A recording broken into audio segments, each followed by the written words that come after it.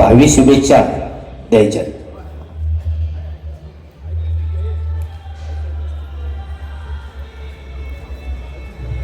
2026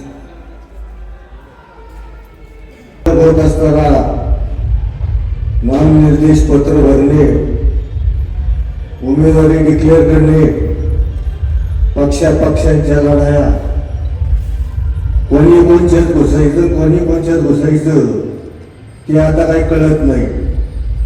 त्यामुळे पक्षनिष्ठा हा विषय सध्या आपण बाजूला ठेवू. कारण संपूर्ण भारतातल्या राजकारणात जर पहिले तो उद्योगाने सांगावं लागतं की खरी लोकशाही आहे की नाही. ज्या वयाची 50 वर्ष पूर्ण केलेली जी मतदाराला हयात आहे, यांनी अनेक इलेक्शन पाहिजे, अनेक निवडणुका पाहिल्या, परंतु पक्षनिष्ठा, ते धोरण, विचार देशाला पुढे नेण्यासाठी कोणते विचार फायद्याचे ठरतील. सर्व पक्षीय, सर्व धर्म, समभाव आणि सर्व नागरिक, गोर गरीब दलित यांना संगती घेऊन जाणारे पक्ष, ज्या पक्षाला आतापर्यंत ज्या मंडळींनी साथ दिली तीच मंडळी आज फक्त पदासाठी, पैशासाठी आणि काही घराण्यांच्या प्रतिष्ठेसाठी आज जी समाजामध्ये दैनंदिन अवस्था करून ठेवली. कोण आहे? पक्ष म्हणजे काय? समाजात काम करणारी, स्वतःच्या फक्त प्रतिष्ठा मिळावी, 4 माणसात सन्मान मिळावा म्हणून याप्रमाणे काम करणारी, खिशाची पदरमोड करणारी मंडळी आज कुठे आहेत का? आज पदरमोड करणारी जास्त आहे.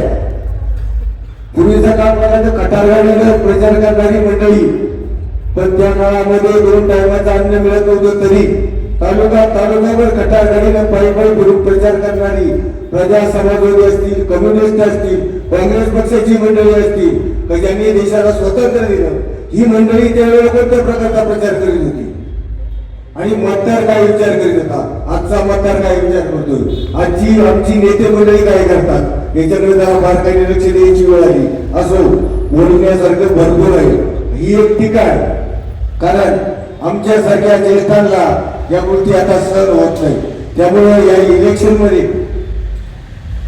किती पारदर्शकपणा आहे आणि कोण कसा इलेक्शन करतो याच्यामध्ये आम्हाला तरी आता इथून पुढे काही कर्तव्य वाटत नाही.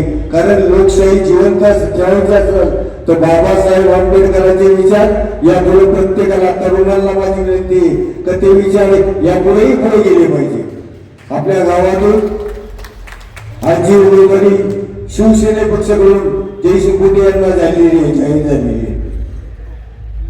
माझं एकच म्हणणं होतं, ज्या वेळेला आपण एखादी उमेदवारी जाहीर करतो त्यावेळेला सुरुवात करतानाच आजच्यासारखी परिस्थिती केली असती तर आणखी आनंद वाटला असता, आणखी भरघोस पाठिंबा आणि आतापर्यंत सर्व मंडळी गावातली कामाला लागली असती.